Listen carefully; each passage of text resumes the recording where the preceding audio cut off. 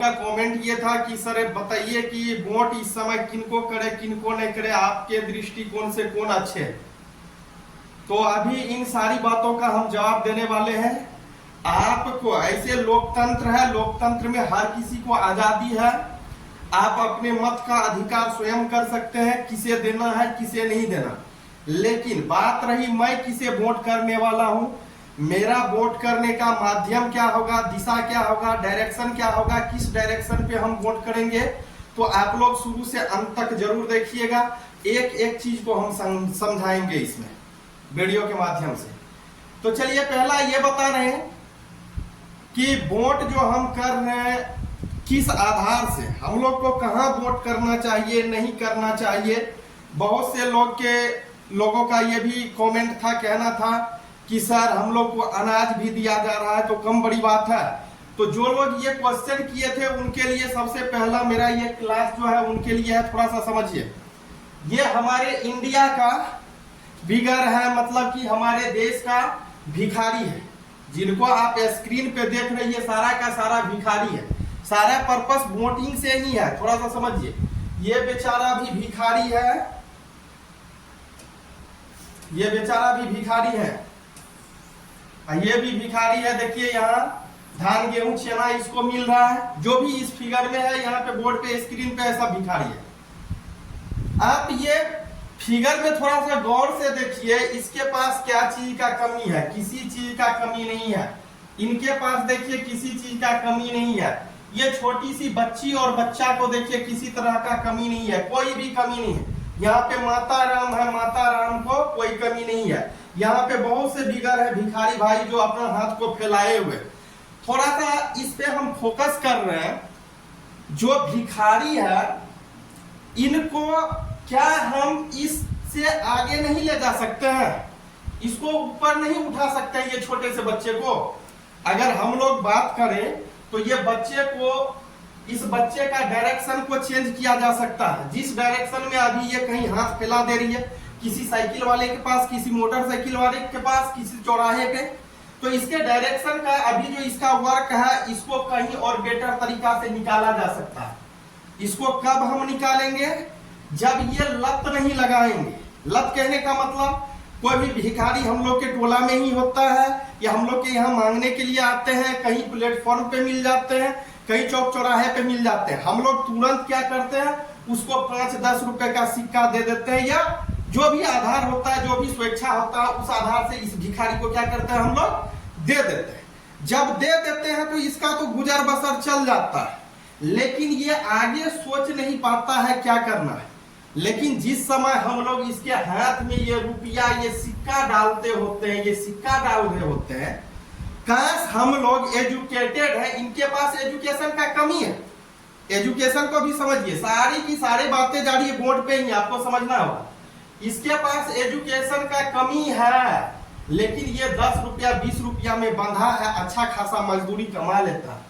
लेकिन जब इनके हाथों में हम 10 रुपया का सिक्का देना चालू करते हैं, उस समय अगर समझा देंगे इसको, या इसको रुपया नहीं देंगे, हम नहीं देंगे, आप नहीं देंगे, ऐसे और भी पर्सन इनको भीख देना छोड़ दे, कॉमन सेंस की बात है, भीख देना छोड़ दे, तो एक समय ऐसा आएगा कि ये भीख मांगना ही बंद कर देगा और ये अपने दोनों पांव और दोनों हाथ के बल खड़े हो जाएगा।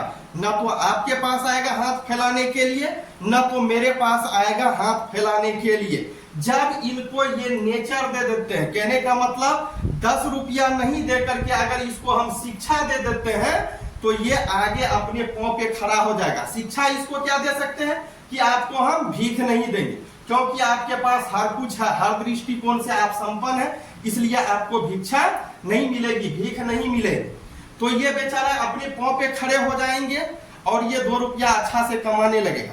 इसी तरह का, अब समझिए थोड़ा, इसी तरह हमारे देश का हालत है। इससे पहले भी हम बताए हैं इस वीडियो में कि बहुत से पेरेंट्स ये भी क्वेश्चन किए कि हम लोग को अनाज मिल जाता है कोटा में, कितना अच्छा है। तो इसीलिए इस पे आए, थोड़ा सा समझिए। 5-10 केजी अगर हमको कोटा में राशन मिल जाता है तो इससे मेरा पूरा का पूरा परिवार नहीं चल जाता है। लेकिन हमें ये एक लत लगा दिया गया है इसी भिखारी के चलते। ये भिखारी क्या चाहेगा? हमेशा चाहेगा कहीं बैठ जाएंगे 10 टका बिना मेहनत का आएगा। उसी तरह से हम लोग के साथ हुआ क्या है, 5 केजी 10 केजी अनाज में हम लोग को बांध दिया गया है। हम लोग को 5 केजी अनाज मिलता है, 10 केजी मिलता है, उसी में हम लोग खुश रहते हैं और इस 5 केजी अनाज का विरोध नहीं करते हैं। लेकिन जिस रोज हमें ज्ञान हो जाएगी, जिस रोज इस 5 केजी अनाज 10 केजी अनाज का बहिष्कार कर देंगे, उस रोज सत्ता में बैठे सत्ताधारी नेता बोल लीजिए, लोग बोल लीजिए, जो भी है, उनका पांव तले जमीन खिसक जाएगा। लेकिन अभी तक इस चीज को हम लोग समझ नहीं पाए हैं, तो इस चीज को समझना बहुत ही जरूरी है। इसी में किसी का और क्वेश्चन था कि 6,000 रुपया भी किसान को मिलता। अरे भैया, आप 6,000 रुपया समझिए, 6,000 रुपया अगर साल का आपको मिल रहा है, एक साल में अगर आपको 6,000 रुपया मिल रहा है, तो इसमें 12 से भागा दे दो, 12 महीना, 12 पंचा 60, 500 रुपया हुआ महीना। मतलब एक महीना में सरकार आपको 500 रुपया दे रही है किसान को। लेकिन इस 500 में अगर हम 30 से भाग कर देंगे तो कितना होगा? 16.66 ऐसे पूछा आएगा, 16 रुपया। यानी कि सरकार आपको 16 रुपया दे रही है। अब आप ये बताओ, चौक चौराहा पे जो ये भिखारी होता है, या हम लोग के यहाँ जो बाल बच्चे हैं, या हम लोग जो है भाई, इस 16 रुपया से ज्यादा का तो पान खा करके आमतौर पे हमारे यहाँ के पेरेंट्स जो होते हैं, या हमारे यहाँ के बच्चे जो होते हैं, चॉकलेट बिस्किट में उड़ा देते हैं। कितना? 16 रुपया से ज्यादा। तो आपको एक रोज में सरकार 16 रुपया दे रही है, लेकिन आपको बांध करके सरकार रखी हुई है, ये बहुत बड़ा लोभ दे करके। तो इसका बहिष्कार कीजिए। इसका बहिष्कार कैसे होगा? जब हम एजुकेटेड होंगे। आमतौर पे ये देखा जाता है, दिक्कत कहाँ आती है, किसके साथ दिक्कत है? पेरेंट्स को उतना समझ में नहीं आता जितना कि एक टीचर और एक बच्चे को समझ में आता है कि वह कितना मेहनत किया, कितना मेहनत रात दिन करके पढ़ाई लिखाई करता है, सर का बाल झड़ जाता है, लेकिन उसे नौकरी नहीं मिलती है, उसे जॉब नहीं लगती है, अंतोगत्वा वह आके घर बैठ जाता है, पेरेंट्स भी लात जूता मारते हैं, अंत में वह स्टूडेंट सहन नहीं कर पाता है, सुसाइड कर लेता है, मर जाता है। इसका सारा का सारा श्रेय किसको जाता है? सरकार को। सरकार भी दोषी है, साथ साथ हम पेरेंट्स भी दोषी हैं। इसलिए दोषी हैं कि हम ऐसे चीज का बहिष्कार नहीं करते हैं। मतलब कि यहीं से हमको 6,000 आ रहा है, लेकिन ठीक है, लेकिन आपके फ्यूचर के साथ, आपके भविष्य के साथ कितना बड़ा खिलवाड़ हो रहा है, इस चीज को आप नहीं समझ रहे। तो आपको इस चीज को समझना बहुत जरूरी है। चलिए अब चलते हैं, वोटिंग हमें किसे करना चाहिए। एजुकेशन पे थोड़ा सा फोकस करते हैं, फिर वोटिंग पे चलेंगे। तो वोट हमें किसे देना चाहिए, खास करके बता देते हैं। मेरा वोट देने का मिशन जो है, आधार जो है, वह एक ही आधार है, शिक्षा। जो शिक्षा पे बात करेगा, यानी कि रोजगार पे, जो लीडर, जो नेता रोजगार पे बात करेगा, उसे मेरा वोट मिलेगा। दूसरी बात, जो विकास का बात करेगा, उसे मेरा वोट मिलेगा। जो स्वास्थ्य का बात करेगा, उसे मेरा वोट मिलेगा। ऐसे लोगों को वोट मिलेगा। अन्यथा जिसमें ये एबिलिटी नहीं है, जो शिक्षा को नहीं सुधार सकता है, जो रोजगार नहीं मुहैया करवा सकता है, नहीं दिलवा सकता है, जो विकास नहीं कर सकता है, ऐसे नेता हमें नहीं चाहिए। ऐसे लीडर को मेरा वोट कभी भी नहीं होगा, किसी भी हालत में नहीं होगा। दूसरी बात कि आप जो वोट कर रहे हैं, बहुत से व्यक्ति को ये लगता है कि मोदी जी ठीक है, बहुत को ये लगता है कि राहुल गांधी पीएम बन के आएंगे, वो अच्छे रहेंगे। तो दोनों में कैलकुलेट करो। राहुल गांधी में थोड़ा सा ध्यान देने की जरूरत है, अब कंपैरिजन करो, ये राहुल बाबा है, ये मोदी बाबा है, दोनों में कंपैरिजन कर लो भाई। दोनों में अगर कंपैरिजन करेंगे तो क्या मिलेगा हमको, ये कंटिन्यू 10 साल से 10 वर्षों से सरकार में है, और ये 10 साल पहले सरकार में थे, मतलब कि इनके द्वारा मनमोहन सिंह को बनाए गए थे, जो कि अच्छे थे। इकोनॉमिक्स में सबसे अच्छा काम अगर कोई किया है तो वो डॉक्टर मनमोहन सिंह ही है, प्रधानमंत्री। तो चलिए मोदी जी की बात कर लेते हैं थोड़ा सा। ये रोजगार की बात किए थे, हमें याद है जब हम सुपौल की धरती पे गए थे 2014 में, ये आए थे सुपौल के धरती पर, गांधी मैदान सुपौल में 2014 ईस्वी, याद है 2014 ईस्वी, भूले नहीं है। तो इन्होंने वहां से अपील किया था कि 1.5 करोड़ युवाओं को, जैसे ही केंद्र में मेरी सरकार बन जा रही है तो हम 1.5 लाख युवाओं को क्या करेंगे, नौकरी देंगे, सरकारी नौकरी देंगे। लेकिन सरकार एक बार नहीं रही, 2 बार कंटिन्यू, 2014 से फिर उसके बाद 24 तक जोड़ लीजिए, कितना होता है, 14, 10, 24, 2 बार इसकी सरकार रह गई है 10 साल से कंटिन्यू। लेकिन क्या कितना रोजगार मिला, कितना युवा को जॉब मिला, आप इसी को खुद दिल पे हाथ रखिए और अपने दिल से पूछिए तो आपको महसूस हो जाएगा। अब बातें कर लेते हैं राहुल गांधी का। तो राहुल गांधी का अभी सरकार नहीं है, लेकिन इनमें जो पार्टियां सब और जुड़े हुआ, जैसे इसमें अभी जेडीयू वाले भी मिले हुए हैं, आदरणीय हमारे चाचा श्री नीतीश कुमार जी, और इसमें अभी तेजस्वी जी है।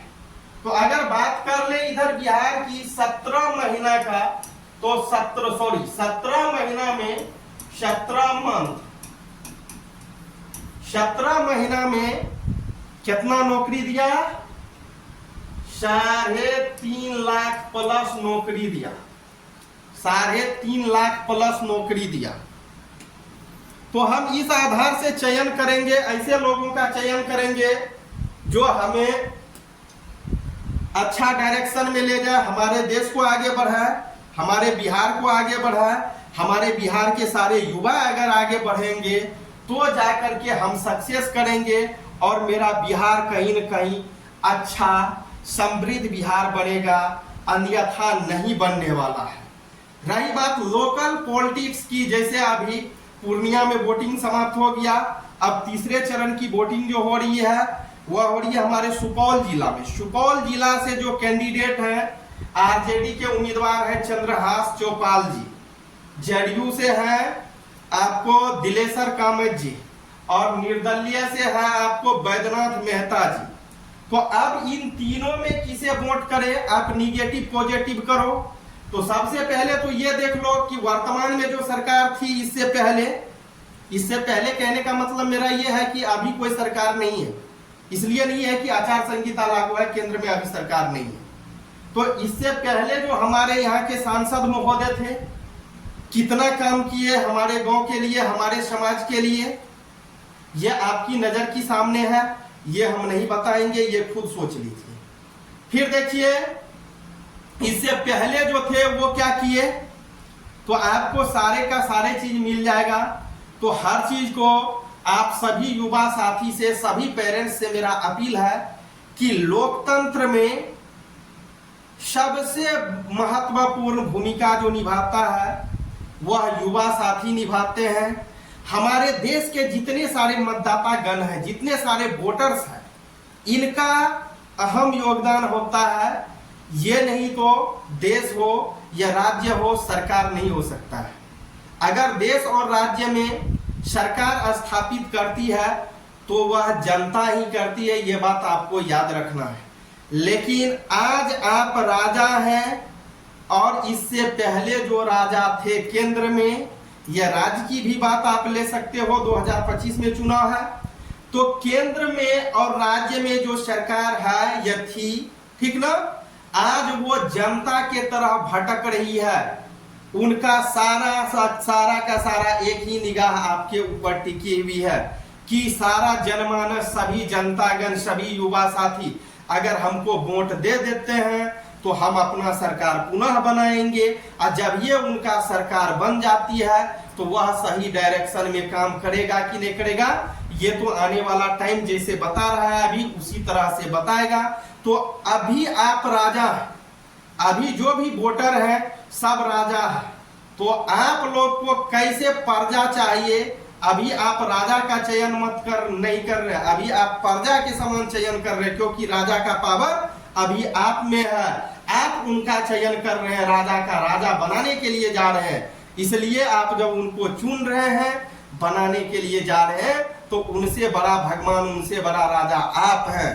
तो आप सोच समझ करके, दिल पर हाथ रख करके वोट कीजिए, किनको देना है किनको नहीं देना है। आपको लगता है कि जो झूठे दिलासा दिलवाया है 10 साल से 5 साल से दिलाते आ रहा है, ये कर देंगे, इतना ये कर देंगे, ये दे देंगे, नहीं दिया, सबका बदला लेने का बारी इस समय अभी ही है।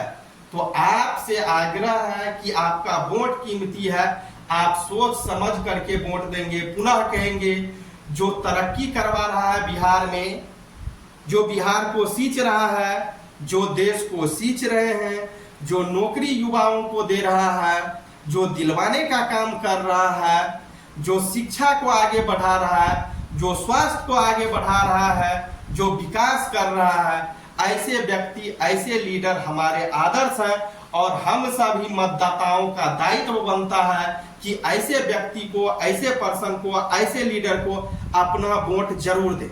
होता क्या है, देखिए कि हम लोग अपने शक्ति को नहीं पहचान पाते हैं। हम लोग अपने शक्ति को कैसे नहीं पहचान पाते हैं, थोड़ा सा एक कहानी के माध्यम से इसको समझिए कि हम अपने शक्ति को कैसे नहीं पहचान पाते हैं। जिस प्रकार से एक हाथी का छोटा बच्चा होता है, उस हाथी के छोटे बच्चे को ये वाला कुर्सी में भैया बांध दो, ये वाला कुर्सी है मेरे पास, ये कुर्सी में बांध दो आप। जब इसको बांध करके छोड़ देंगे कुर्सी में, तो वो हाथी का बच्चा इस कुर्सी में बंधा रहेगा। जब वह धीरे धीरे बड़ा हो जाएगा तो पर भी बंधा रहेगा, क्योंकि वह हाथी का बच्चा मानसिक रूप से गुलाम हो गया है। ये कुर्सी को क्या समझ रखा है, ये छोटा सा खंभा है, इसमें बांध दिया है। ये खंभा को क्या समझ रखा है, ये खंभा को समझ रखा है ये बहुत बड़ा पिलर है, बहुत बड़ा लोहे का जंगला है, जाल है, इसलिए मैं इससे निकल ही नहीं सकता हूँ। ये उसके मायने में हो गया है मानसिक रूप से हाथी के बच्चे को। अब तो हाथी का बच्चा बड़ा हो गया, हाथी हो गया, तो मानसिक रूप से वह गुलाम है। लेकिन उस हाथी को जिस रोज ये समझ में आ जाएगा कि मेरे पास विशाल पावर है, मैं एक झटका में इसको कहीं भी उड़ा सकता हूं, बहुत दूर दूर तक ये नजर में आएगा खंभा। जिस रोज ये अपने शक्ति को पहचान लेगा, उस रोज इसका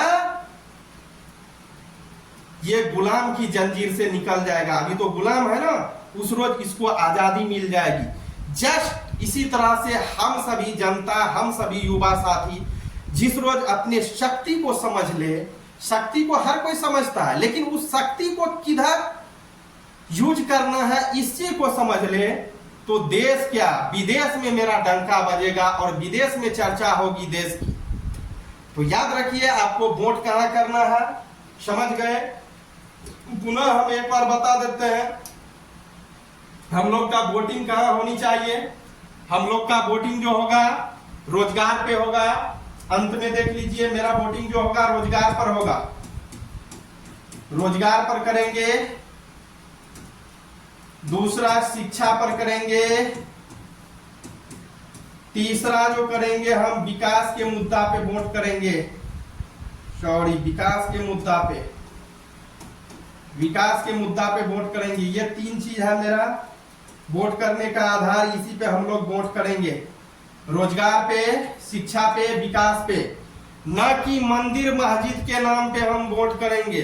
अगर हम मंदिर मस्जिद के नाम पे वोट करते हैं तो हम आगे नहीं बढ़ रहे हैं, हम बैक जा रहे हैं, हमें गुमराह किया जा रहा है, हमें अपने रास्ते से, हमें अपने पथ से रोका जा रहा, हमें भटकाया जा रहा। इसलिए आप लोग से मेरा अपील है, आप लोग वोट कीजिए।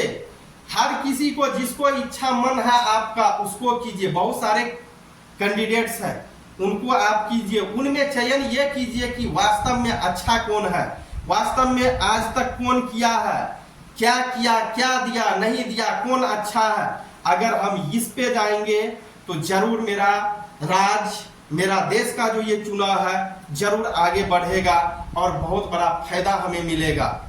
लेकिन मंदिर मस्जिद के नाम पे हमें गुमराह कर दिया जा रहा है, हमें अपने रास्ता से भटका दिया जा रहा है, तो इसका हम विरोध करेंगे। आप सोच सकते हैं जो बच्चे रोज मंदिर जाएगा, थोड़ा सा हमको बताइए, जो बच्चा रोज मंदिर जाएगा, ये भिखारी रोज मंदिर जाएगा, अगर ये भिखारी रोज मंदिर जाएगा तो भिक्षा किसे मिलेगी, भिक्षा किसे मिलेगी, ये भिखारी को मिलेगा। लेकिन ये भिखारी का बेटा अगर ये बेटा बेटी ये भिखारी का स्कूल कॉलेज जाएगा तो जॉब किसको मिलेगी, इसको मिलेगा, ना कि इसको मिलेगा। तो हम ऐसे जगह पे नहीं फंसेंगे। इसको कब मिलेगा टाइम से जॉब, जब आने वाली सरकार जो है वह सरकार अच्छी हो, अच्छे सरकार को हम चुन करके यहाँ से भेजेंगे, अच्छे लीडर को, तब जाकर के इस बच्चे का भविष्य जो है उज्जवल होगा। अन्यथा ऐसे बच्चों का, ऐसे छात्र छात्राओं का, युवाओं का जिंदगी जो है अंधकारमय रहेगा, अंधकार से व्यतीत रहेगा जीवन भर, है ना। अभी केरला है ना, केरला शिक्षित देश, सॉरी केरला शिक्षित राज्य क्यों, केरला इसलिए शिक्षित राज्य है क्योंकि केरला में प्रत्येक 5 साल पर सरकार को बदल दी जाती है। लेकिन हमारे यहाँ ऐसा नहीं होता, जिनको एक बार चुन लिए 10 साल 20 साल 25 साल चुनते आए हैं। तो इस चीज से भी हमको हटना होगा और नेक रास्ते को चुनना होगा और नेक लीडर को चुनना होगा और अपने देश का नाम विदेश में भी गूंजेगा। तो ये बात याद रखिए। आगे रही बात, तो कल के लिए आप लोग को बहुत बहुत धन्यवाद। आप लोग से नम्र निवेदन है कि आप लोग कल 110% मतदान पूरा कीजिए। सब जाइए, अपने मम्मी पापा को लेकर के जाइए, वोट करवाइए, क्योंकि लोकतंत्र का प्राण, लोकतंत्र जो है यह एक प्राण से कम नहीं है। इसलिए आप लोग जाइए और वोटिंग करवाइए। तो फिर कल फीडबैक देंगे।